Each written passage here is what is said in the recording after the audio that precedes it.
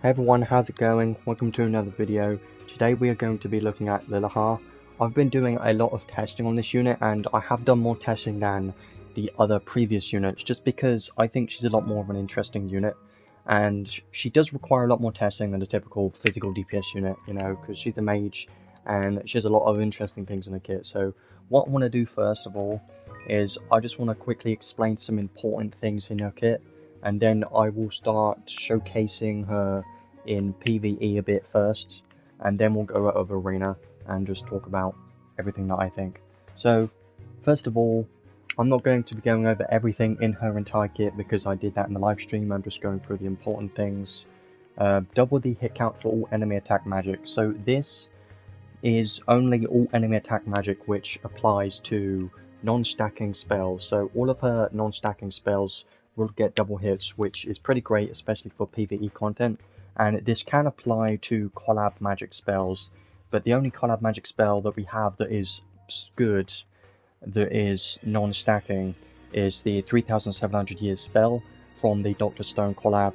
Now not everyone has that on their account because that collab was a couple years ago, so if you're a newer player then you're going to be missing out on that, but it isn't a big deal because she's still incredibly strong without that. You don't need it, it's just something that's quite strong and a lot of people have been using that on her. So another thing I quickly want to mention here is the fact that you can use MP to use your skills when you don't have any skill stocks of that skill. I think this is good, but the only problem with this unit, she is such a good mage that you're literally never going to be using this. So I'm not going to be doing a physical DPS build just because I think, and I've tried this, I think it's just not worth using at all. You're better off just using her as a mage because her physical DPS is just not that great, and her mage, you know, capabilities is so strong that I think it's a waste to build her as a physical DPS unit. So one thing with her trait too, nullify anti-god type from enemies. I think this is great because, you know, it means she is not vulnerable to any god slayer effects. I think it's quite useful, and if there's any other mage or anything that tries to kill her with magic spells, I think she should be able to tank it decently because she has been able to tank it a little bit, but the fact that she can nullify the slayers just helps a little bit, I think. So let's have a look at my current builds. Let's go over these skills first. So I'm using her charisma. I think her charisma is very good. I removed her anima just because I don't think it's worth using. And all of her magic spells I have currently equipped. So for my PvE builds, it's nothing crazy. I'm just trying to focus on as much MP and as much damage as possible for all of her magic spells. So I have just every single MP up skill that I can possibly have because more MP is better, so then you can cast more magic spells. God Geyser, you don't need it, but there are a couple enemies that are god types. I just thought might as well put it on because I want to use my skill cost. You don't need it though. Logzaeus Revelation is 10% more damage to non-god type enemies, which does apply to magic, applies to all of her damage. Moonlight, I do think this is definitely worth using because she's going to be at max HP all the time pretty much in PvE content because you should have a healer in the team. Now I know she does have her unique healing spell, which is Ancient Heal, but I did try this and I saw that it doesn't stop time when you're casting it like God Heal does. So I don't think it's worth using Ancient Heal in my opinion, so I've just removed that. You could put on God Heal, make her a heal if you want to, but I just think her main role is definitely going to be a mage for sure. Sorcery Awaken I think is useful, but again you don't need it, it's not something you need. Elemental Boost, I do think this one is a very nice one for her because this is Fire, Ice, Earth and Thunder magic damage. I think this is perfect for her for sure, so I would recommend put this on. Sky High skills will apply to magic damage. You don't need it for PvE content though, I just have it on just because why not. And Orgon Ring, you don't need this either, but like I said, I just want to put, you know, use her skill costs, so I put it on just because it's a bit more damage. It's not going to give her that much more damage, I think, because she has mostly higher intelligence than strength, but this will add at least a little bit of damage, but I don't think this is really worth using. Staff Mega Boost is a very nice one to have because it does increase magic damage cap by 2000 and gives magic damage, so I think this is a perfect skill for PvE if you have it. because this is all magic damage, and that is what you're trying to look for when you're building Lilaha for PvE content. And any type of magic damage cap is going to be amazing on Lilaha because, as you know, she's got double hit counts on her magic spells. So having double hit counts, the damage caps is going to be a lot more, you know, impactful on double hits because you've got more hits, kind of similar to dual wield physical DPS units. Robe boosts, I've got every single robe boost skill just because I wanted to use my skill cost, and these do give a bit of magic damage. So if you want more magic damage and you want her to be able to use all of her elemental magic spells, then maybe you could consider using all of these, because why not? This one gives damage cap and magic damage. It is from the limited arc from the New Year's event that you had to buy, so you don't need it, but I just like having it on because I think it's a nice one to have for PvE content. And then that's pretty much everything I have. So there isn't really anything crazy here, just for PvE content builds. This is just focusing on as much magic damage as possible, and also damage cap and MP. So that's basically the three things you need, is magic damage, MP, and magic damage cap are probably the three most important things. But one thing you should not forget is casting speed. Let's have a look at my equipment build right now. So I have both of her paid equipments, but you don't need them. They are very strong. Her second best option for sure is going to be this staff. Now, if you don't have Theopolis, then you won't be able to get this, but this is something that you should try to aim for on your account. Even a free-to-play player can get this at some point in the future if you don't currently have Theopolis, because we do occasionally get a free arks selector ticket. For just a typical PvE content build, I would recommend aiming for something that gives all magic damage, but if you're already hitting damage cap in PvE content, then maybe Scarlet Rod would be pretty good because it does give some magic damage cap. Now if we go to robes, she can only use robes. This is the best robe that you should probably use if you have it. If you're completely new, again, just try and look for a robe that gives at least some magic damage. If you have the newest arc from Lilaha's banner, then you can use this robe, which would be better, probably, because it gives damage cap as well. Now, for accessories, if you don't have her paid robe, this gives 20% casting speed, which makes her magic instantly cast. Now that is kind of important, and it does help, you know, because casting faster is pretty useful. So for that reason, if you don't have that robe, I would recommend for one of your accessories to be a casting speed accessory. It could be Rad Moonstone, maybe you could use that because it does give the casting speed you need. But another option would be the Cultist Pendant. I would probably recommend to use this if you need the casting speed and you don't have a robe. I just have these two accessories, which this one is amazing, but not everyone's going to have that. And this one just gives MP, that's kind of all you need. So I'm going to be going with this build for the moment. Now what I want to do next is I want to show you how she is doing in PvE content for me with this current build.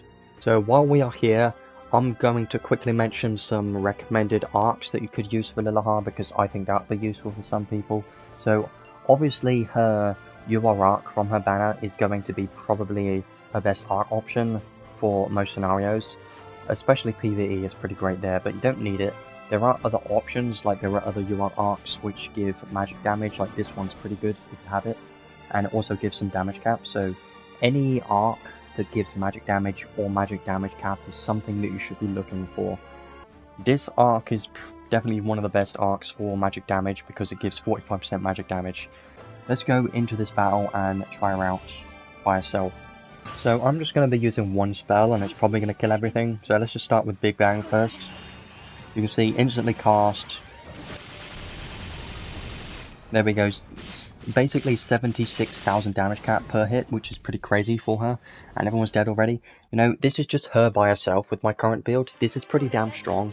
I'm quite impressed with this, because if you compare this to Linus's damage caps are not as high as Lilaha, and Lilaha definitely does raise the bar a little bit. So there isn't really anything else to show her by herself, because you just press a button and everything dies with a magic spell. But one thing I do want to do for fun is I want to show you this team. Now this team is focusing on boosting her damage cap as much as possible. So let's use this team and see how much damage cap Lilaha can hit right now. This will definitely require a lot of setup, so I got to do this right. So let's use her charisma and Lilahammer and then Lily Matter. What I'm going to be doing is I'm going to be using absolute 0 just because this gives plus 5,000 more damage cap. So let's use this now and then see how much damage cap we're hitting. Wow, that's some big numbers. Well, it's like 171,000 per hit, and she's got double hits. Gotta say, pretty crazy for a mage, not gonna lie. I know this is because I have 2 Zekka's 4 gates in the team, but still, doing something like this is incredibly funny, and she can be, you know, ridiculously strong if you do something like this. So that's all I'm going to be showing for PvE, because honestly there's not too much to show here. It's just, you know, you press a button, you do magic, you build for magic damage, MP, and you fit her in literally any team you want because you can use it almost anywhere in the game, and there you go. So if you were to use a full team, something I would probably consider using is Renna or some support healer, so Spirit Maiden Career can work, and then one main physical DPS unit, and then you can put in Lilaha for the 3rd unit. That's probably some team that I would consider using for like most content in the game, I think. You could also try and fit in Zekka's 4 gate if you want to buff Lilaha's damage cap if you want, because that could be pretty fun. So now let's go into Arena. I'm not going to be showing my proper teams, I'm just going to be using teams and attacking myself just to properly showcase what Lilaha can do by herself. So let's have a look at my current build, because I don't mind showing this. So obviously I've got her paid equipment, so 1 revive accessory I think is pretty useful to have 1 revive accessory at least. And then this accessory just focused on as much damage as possible. So my current build, I'm focused on Earth Magic just because I have after 3,700 years spell available. And this spell, if you do have it, I do recommend using it on Lilaha because it is pretty crazy, because it's very fast and a lot of people have been using this. You can definitely clear teams pretty fast if they are not super tanky, but if you don't have something like this, I would recommend to go for a, you know, focus on one specific element. Like you could go for maybe Blizzard, but might not be the best option. Dark is a good option because we've got Venomous Rainfall, which is not bad. It's a pretty solid spell to use, so you could focus on Dark Magic with Venomous Rainfall or something like that. I would highly recommend to do something like that for Arena and PvP builds, because building for one element specifically for PvP is way better than having all of her different elemental spells. So what I have here is, again, a lot of MP, because as more MP regen helps to get MP to cast her magic spells. And then pretty much everything else is focused on more damage. Critical ups skills, advanced aim vitals, you know, damage focus skills. Magic snipe and anti-type boost is pretty important, because as you know, she's got Human Geyser, and this is going to be an amazing skill to have for PvP content. So I'm quite happy that she has this, because it does add quite a lot of damage. Make sure you have at least anti-type boost, because you pretty much must have that. Ardor, I just have that because it helps a little bit sometimes if she's at max HP, but you don't need this. I wouldn't really recommend this because I'm using the SR arc, which reduces the MP cost of spells, but uses HP to do that. So she's not going to be at full HP all the time, so I don't think this is a great idea. And I've got every single Earth boost and attack race skill that I can possibly have, because like I said, I'm focusing on one specific element, and in this case it's Earth. In your case it might be a different element, it's up to you. Could go for Dark, like I said. But yeah, a lot of damage, focusing on as much damage as possible. Pose of Honor, very important skill to have, because recovering MP, she doesn't have this in her kit. I think this is perfect to have on a mage, you must have it. Sky High 1 and 2, this does help towards magic damage, so I do recommend this for PvP content for sure. Extra attack boost, now this one does help a little bit, but it doesn't help too much because it's only extra attack damage, and I'm pretty sure that the second hit of dual wield type skills counts as an extra attack, so this should boost the damage of that, but again, it's 3 FC, you don't really need it too much. If you've got other options, you can use those instead. Road Boost Plus gives more magic damage. Can't say much more than that, and Heroic Spirit Possession is just a nice one to have, and that's everything that I have on my arena build currently. So focusing on as much earth damage as possible, having these 2 earth spells. You can focus on any element that you want. You could put on Magic Aura if you want to, but I'm not using it. I'm keeping her this version of Magic Aura because it does add quite a bit of damage, and this one's also pretty good too. So yeah. Now let's try her out against my current defense. My defense isn't perfect. I'm just doing this just to show you how much damage she can do by herself. So the only damage dealer I have in my team currently is going to be Lilaha. My Summer Sarah is just going to be spamming her anima, so she's not going to be doing anything. I just want to show you how strong and how much damage she's doing currently in this team. So let's do this on auto. Lilaha is going to use her Charisma. Going to start normal attacking. Obviously she's going to die a couple times, it's fine. And then once she revives, she's going to be casting that spell, and look how much damage she's doing. Pretty crazy, killing everyone. I do like seeing this. Now she's going to do Nether Tempest, which I do like the spell quite a bit. It's killing everyone as well. As you can see, she's easily clearing everyone in this team. Now this defense isn't the strongest. This is just a team that I wanted to use just to show what Lilaha is doing. But yeah. She's doing pretty much all the damage in this team. I know Gyle's probably doing a bit too, but let's have a look at the damage report. So yeah, Lilaha did a lot of that damage. Gyle did a lot too, but ignore him for the moment. Lilaha did a lot of that damage for sure. You can see her magic is doing an insane amount of damage. Now, in the thumbnail, you'll see that I managed to get her to hit 935,000 damage in one arena battle, which was pretty funny, and I did manage to get a picture of that. That was great. So let's actually try this again, but this time with Gilbert, so then it's literally only her doing the damage. Then we can have a proper idea of what she is doing by herself. So here we go, let's just wait for her to cast, which will take a little bit. So at 83 seconds, or 84 seconds I should say, that's when she does get enough MP to cast. Here we go. Nether Tempest. It's so satisfying seeing her kill everyone. It's pretty funny. I do love it.